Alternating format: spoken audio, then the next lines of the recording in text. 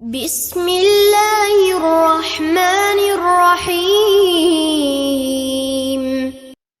حضرت عبداللہ بن عمر رضی اللہ عنہما سے روایت ہے کہ رسول اللہ صلی اللہ علیہ وسلم نے فرمایا، جس شخص نے 12 سال تک اذان دی اس کے لیے جنت واجب ہو گئی، اور ہر روز اس کی ہر اذان کے بدلے 60 اور ہر اقامت کہنے کے بدلے 30 نیکیاں لکھ دی جاتی ہے۔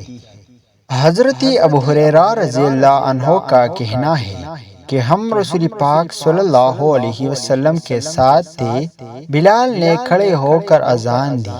جب وہ اذان سے فارغ ہو کر چپ ہو گئے تو آپ صلی اللہ علیہ وسلم نے فرمایا، جس نے اذان کے جواب میں یقین کے ساتھ وہی کہا جو اس نے کہا ہے تو وہ جنت میں جائے گا۔